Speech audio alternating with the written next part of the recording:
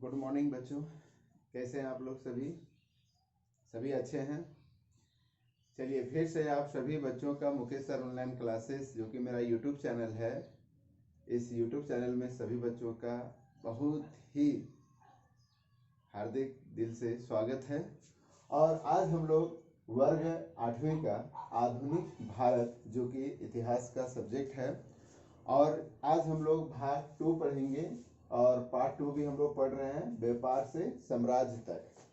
तो बच्चों, भाग 2 पढ़ने से पहले हम लोग थोड़ा सा भाग 1 का थोड़ा रिवाइज कर लेते हैं ताकि आपको भाग 2 समझने में कठिनाई ना हो। तो भाग 1 में हम लोगों ने ईस्ट इंडिया कंपनी के आगमन के बारे में पढ़े थे कि वहाँ जो इंग्लैंड की महारानी थी एलिजाबेथ ने एक व्यापारिक कंपनी जो है की स्थापना की थी, जिसका नाम था the governor and company of merchants trading into the East India Company, जो कि 31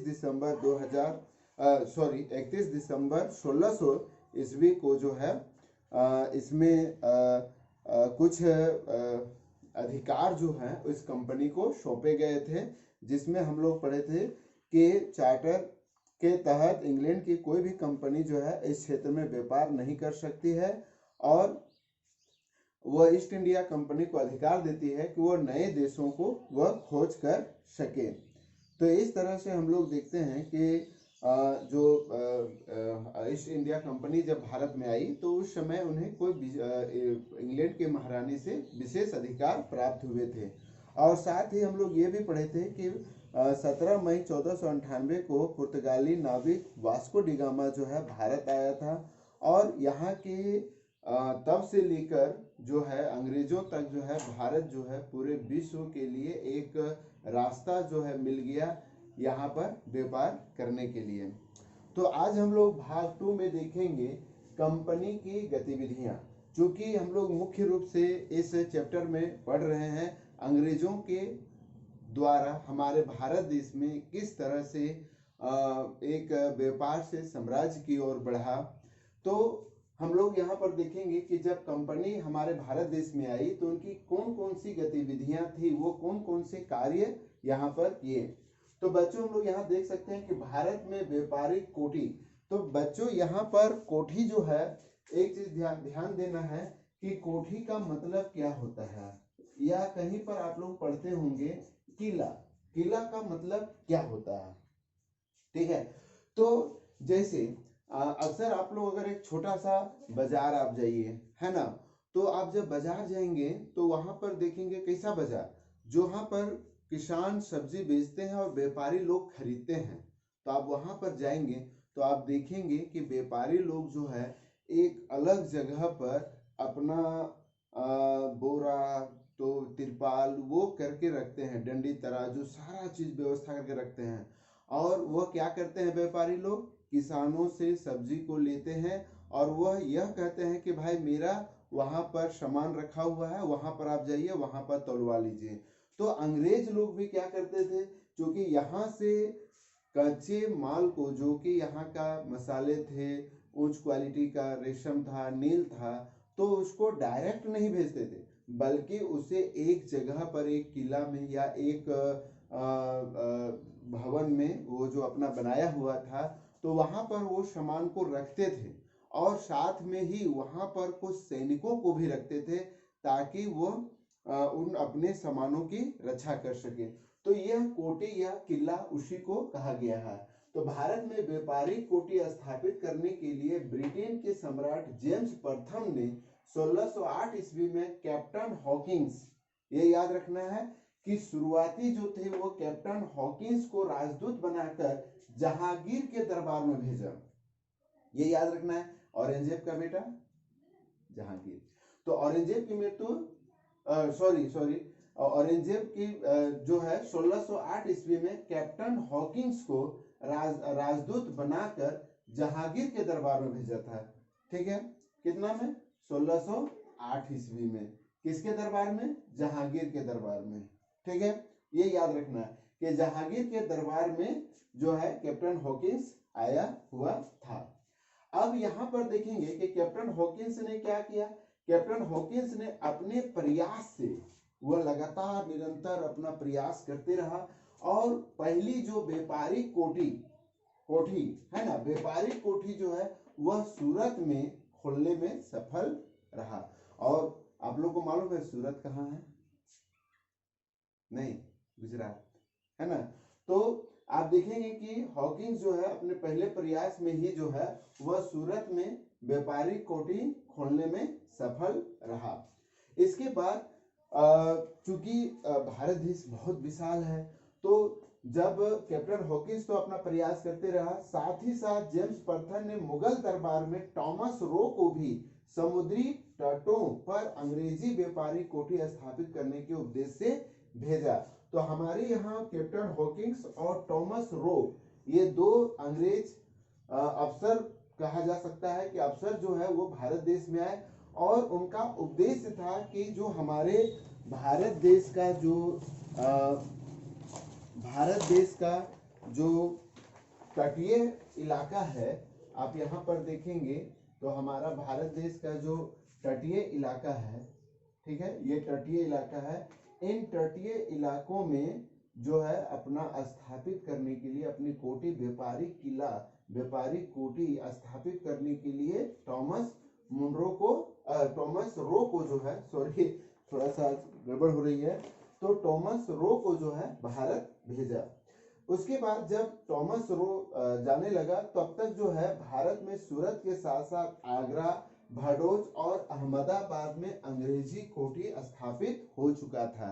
यानी इस दौरान में जो है दोनों यानी कैप्टन हॉकिंस और टॉमस रो के अगुवाई में भारत में सिर्फ सूरत ही नहीं बल्कि आगरा, भदोच और अहमदाबाद जो कि भारत के मशहूर शहर थे उस पर भी अंग्रेजी कोठी स्थापित हो चुकी थी।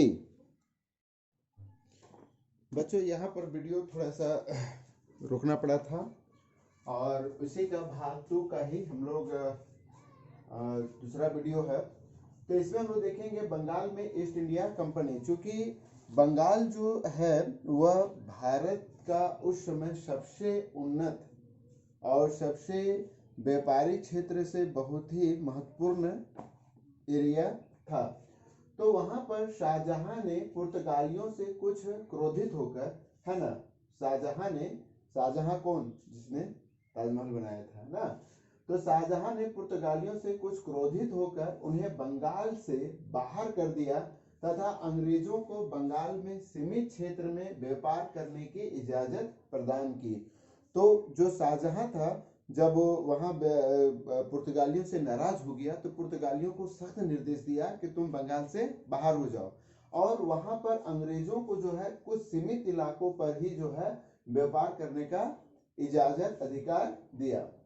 लेकिन 1698 ईस्वी में कंपनी ने 3 गांव, याद रखना है कि कलकत्ता के 3 गांव, है ना, कब 1698 को कंपनी के 3 गांव सुतानती, कालीकता और गोविंदपुर, ठीक है, की जमींदारी मात्र 12,000 रुपया में, ठीक है, भुगतान कर प्राप्त किया। किसने?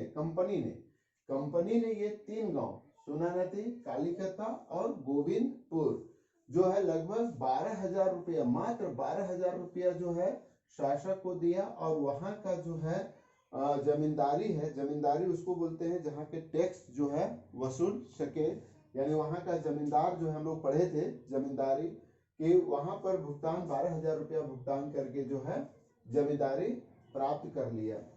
और इसी दौरान में कलकत्ता में फोर्ट विलियम, कभी आप लोग को मौका मिलेगा तो कलकत्ता में फोर्ट विलियम जरूर जाइएगा, है ना। ऐसे तो विक्टोरिया पैलेस है कलकत्ता घूमने की बहुत अच्छा जगह है, तो फोर्ट विलियम हो गया, विक्टोरिया पैलेस हो गया, ये सभी जो है अभी भी अंग्रेज के जमाने का बना हुआ चीज अभी भी वहां पर बहुत ही सुंदर ढंग से मौजूद है, का निर्माण किया गया। और साथ ही औरंगजेब के फरमान के द्वारा निःशुल्क व्यापार करने की अनुमति कंपनी को मिल गई, जिसका फायदा कंपनी को हुआ। और इसी दौरान में क्या हुआ कि औरंगजेब जो है वह कंपनी को निःशुल्क जो है व्यापार करने की अनुमति दे दी, कहां पर? बंगाल में, ठीक है। और जब निःशुल्क जब व्यापार करने का अधिकार जब औरंगजेब के द्वारा मिल गया तो उससे जो है कंपनी को बहुत ज्यादा फायदा हुआ। लेकिन यहाँ पर एक चीज याद रखना है कि यहाँ पर अंग्रेजों को फायदा हुआ, औरंगजेब तो जो है वो दे दिया उसको कि भाई जाइए आप निःशुल्क व्यापार कीजिए। लेकिन यहाँ पर याद रखना है कि कंपनी के जो अफसर थे, ठीक है, वह निजी व्यापार करते ही थे, साथ ही साथ निःशुल्क जो शुल्क जो वहां के नवाब के द्वारा, कौन, बंगाल के नवाब मुर्शीद कुली खां के द्वारा जो शुल्क लगाया गया था, जो टैक्स लगाया था, वह भी जो है कंपनी के अफसर जो थे वो नहीं देते थे, जिसका परिणाम क्या हुआ, इन दोनों में टकराव होने लगा। और जब टकराव होने लगा तो इसका जो है एक बहुत ही निहायत जो होने लगा वो था युद्ध की ओर। तो यहाँ पर हम लोग देखेंगे कि किस तरह से जो है अंग्रेज, यहाँ पर आप लोग इसे जो है वीडियो को रोक कर आप इसे उतार लेंगे। तो यहाँ पर हम लोग देखेंगे बच्चों कि किस तरह से जो है बंगाल के नवाब और अंग्रेजों के बीच जो है युद्ध की स्थिति किस प्रकार चली। युद्ध का पहला जो बीजारोपण था वो टैक्स के, जो अभी हम लोग नीचे चौथा पॉइंट में पढ़े कि कंपनी के जो अफसर थे वह टैक्स भी नहीं देते थे और व्यापार भी करते थे, जिससे वहां के नवाब को जो है बहुत ज्यादा नुकसान उठाना पड़ता था। और इसी नुकसान के वजह से जो है नवाब में और अंग्रेज के बीच में जो है युद्ध के आसार दिखने लगे। तो वहां पर एक युद्ध की जो टॉपिक है युद्ध की ओर, इसी का एक मूल परिणाम था कि किस तरह से अंग्रेज लोग और बंगाल के नवाब जो है युद्ध की ओर किस प्रकार से वो जाने लगे, इसके बारे में चर्चा करते हैं।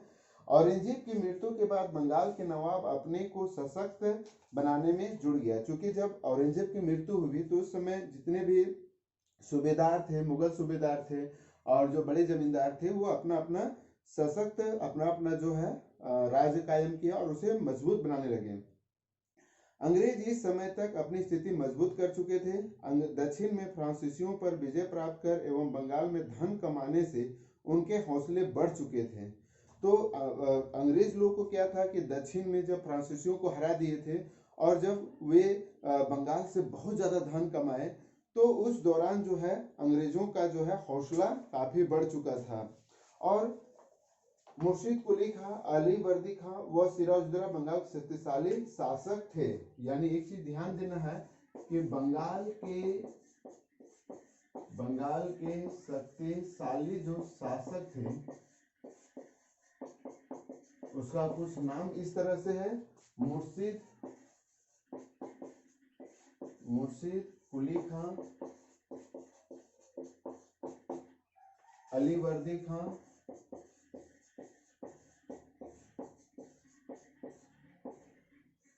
व सिराजुद्दौला है ना।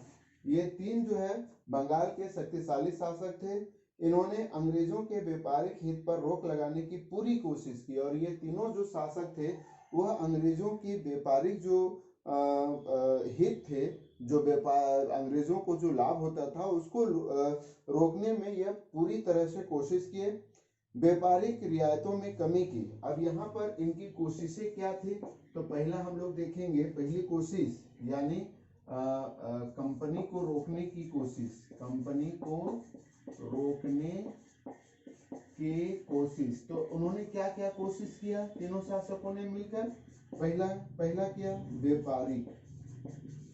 व्यापारिक रियायत में कमी, यानी जो कंपनी को जो रियायत दी गई थी, जो छूट दिया गया था, उसमें कमी की गई।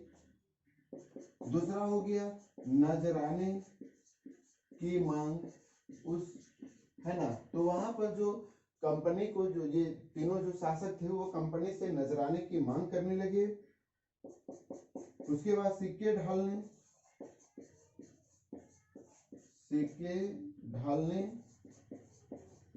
और किलेबंदी पर रोक लगा दिया और किलेबंदी पर रोक लगा दिया गया। ठीक है। रोक से बंगाल के नवाब और अंग्रेजों के बीच टकराव बना और जब ये तीन चीजें लागू की गई तो जाहिर सी बात है कि जो शासक थे, बंगाल के शासक और अंग्रेजों के बीच जो है वह टकराव बनने लगा। इस विवाद में बंगाल के नवाब हुआ अंग्रेजों ने अपने अपने तर्क थे, दोनों एक दूसरे को नीचा दिखाने की कोशिश में लगे थे। ये टकराव इतना बढ़ गया कि इनकी परिणति जो है प्लासी के युद्ध तक पहुंच गई। तो हम लोग यहाँ पर देखेंगे कि किस तरह से जो है बंगाल जब युद्ध की ओर, अंग्रेजों का अपना हित, बंगाल के शासकों का अपना हित, एक दूसरे को नीचा दिखाने की जो चलन चला, तो उसमें एक नया जो युद्ध भारत में हुआ वो था प्लासी का युद्ध। और हम लोग प्लासी का युद्ध जो है नेक्स्ट वीडियो में हम लोग जिक्र करेंगे कि किनके बीच में और क्या हुई थी। तब तक आप जो है इतने ही दूर तक जो है बातों को अपने कॉपी में लिखेंगे और उसे समझने का प्रयास करेंगे। और फिर हम लोग मिलते हैं नए वीडियो में। तब तक आप लोग सभी खुशहाल रहें और आसपास साफ सफाई रखें, बड़ों की आज्ञा माने। फिर मिलते हैं नए वीडियो के साथ, तब तक के लिए सभी को बहुत बहुत धन्यवाद।